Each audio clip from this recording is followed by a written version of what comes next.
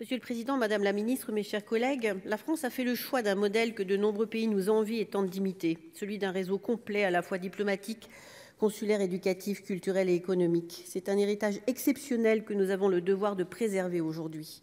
Madame la Ministre, vous allez nous inviter à nous réjouir de l'augmentation des crédits et des postes. Il est vrai que l'inversion de la courbe budgétaire que nous appelons de nos voeux depuis longtemps est vraiment la bienvenue. Et pourtant, l'augmentation de 5% des crédits de la mission Action extérieure de l'État n'est malheureusement ni structurante pour l'avenir du ministère, ni l'expression d'une volonté politique de changement, puisqu'elle sera absorbée principalement par l'inflation et la dépréciation de l'euro. Par ailleurs, le saupoudrage des crédits ne permettra de financer aucune nouvelle mesure. La création de 106 ETP, présentée comme le réarmement de la diplomatie française, est loin de compenser les 160 postes supprimés sur la seule année 2019.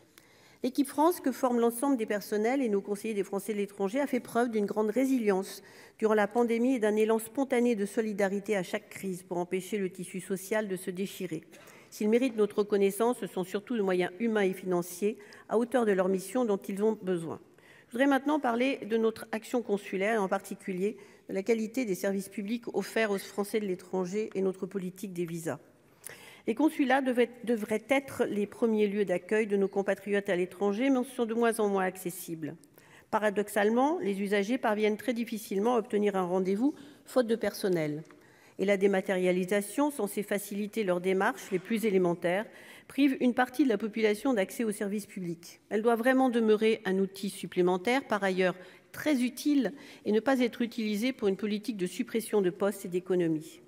Le choix de l'externalisation montre lui aussi ses limites.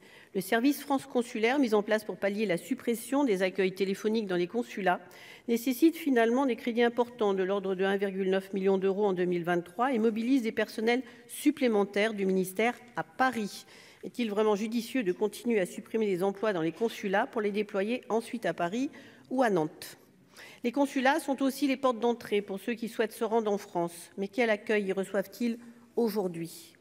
Lors de mes déplacements, je constate dans tous les consulats qu'ils semblent être en situation de gestion de crise permanente, alimentés par les sous-effectifs chroniques dans tous les services et plus particulièrement le service des visas. La création de 18 ETP au sein du réseau consulaire, dont 7 en administration centrale et 11 à l'étranger, est de toute évidence très insuffisante.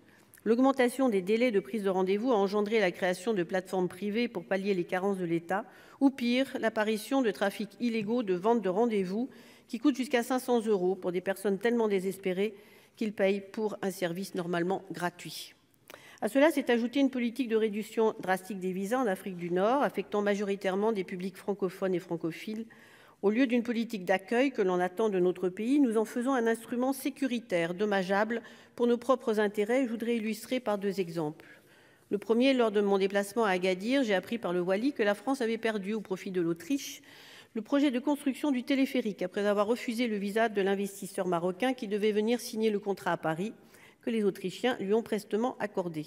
Le second, l'étudiant tunisien formé dans un de nos lycées français à qui nous avons refusé un visa et qui est parti faire ses études supérieures au Canada. Il conservera sans doute, comme beaucoup d'autres, une certaine rancœur envers notre pays suite à ce refus que beaucoup vivent comme une humiliation. À l'instar de cette politique qui ternit l'image de notre pays à l'étranger, la réforme de la haute fonction publique abîme notre diplomatie professionnelle à l'heure où les grands bouleversements géopolitiques requièrent la plus grande expertise. Après avoir imposé cette réforme sans concertation, pourquoi ne pas utiliser les États généraux de la diplomatie pour présenter un projet de loi d'orientation et de programmation du ministère de l'Europe et des Affaires étrangères ? J'aimerais maintenant parler du deuxième pilier de notre présence à l'étranger, notre réseau éducatif et culturel. En 2018, le président de la République demandait à l'Agence pour l'enseignement français à l'étranger de doubler le nombre d'élèves en un temps record, et ce, sans moyens ni professeurs supplémentaires et sans ouverture de classe, puisque son développement est toujours entravé par son incapacité à emprunter. Soit on croit au miracle, soit cette annonce cache une volonté de privatisation du réseau à marche forcée qui s'appuie sur le développement des établissements partenaires. En atteste l'amendement que vous avez retenu par le biais de l'article 49.3 et dont nous demandons la suppression. Ceux qui défendent ce tournant libéral devraient se souvenir qu'en pleine pandémie, notre réseau a tenu le choc, grâce notamment à la puissance publique et qu'il demeure unique au monde, puisqu'il est construit autour d'un noyau d'établissements en gestion directe et conventionnée qui portent en eux la philosophie de l'école publique française, dont la mission est de défendre ses valeurs à travers l'enseignement de notre langue. Les 30 millions d'euros prévus pour l'agence en 2023 ne compenseront pas la suppression des 33 millions d'euros subis en 2017. Cette hausse de crédit, très attendue par la communauté éducative, est en fait un trompe-l'œil.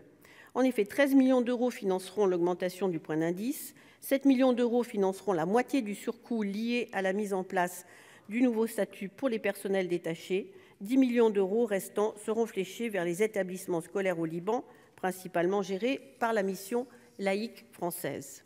Que reste-t-il alors pour soutenir les rémunérations de nos personnels, dont le pouvoir d'achat est impacté par l'inflation et par des taux de change très défavorables dans certains pays, et pour nos établissements qui accumulent les difficultés? Nombre d'entre eux souffrent d'un manque de trésorerie les contraignant à augmenter les frais de scolarité, pesant toujours plus sur les familles. Alors que l'école de la République doit être accessible à tous, de nombreuses familles, notamment des classes moyennes, sont impactées par la crise. La dotation allouée aux bourses scolaires est en augmentation de 11%, mais elle revient en réalité à son niveau de 2021. La conjugaison de l'augmentation du nombre d'élèves et de la crise économique prolongée engendre de fait une augmentation des demandeurs de bourses dans nos établissements. Nous demandons donc une augmentation de l'enveloppe afin d'assurer la mixité sociale, préserver l'attractivité de notre réseau et répondre à tous les besoins. Il en va de même pour nos établissements culturels, dont les ressources propres ont été réduites par les confinements. Leur stabilisation budgétaire témoigne d'un manque d'ambition pour notre diplomatie culturelle. Comment atteindre l'objectif fixé par le chef de l'État, celui d'ouvrir 10 nouvelles alliances françaises chaque année sans moyens supplémentaires? Nos instituts français, eux aussi, auraient mérité un soutien alors qu'ils continuent à souffrir sur le terrain.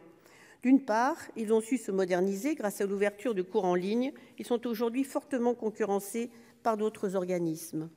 D'autre part, la suppression des postes de directeurs des instituts français, comme par exemple à Fès, Tanger et Agadir, oblige nos consuls généraux à exercer à plein temps 2 métiers différents et envoie un message plutôt négatif quant à la place que nous réservons à la culture dans ce pays encore très francophile. Si nous saluons que les crédits soient alloués à la communication du ministère absolument essentielle, notamment sur le continent africain, nous ne pouvons que regretter que notre audiovisuel extérieur ne soit pas plus soutenu face à une concurrence internationale accrue.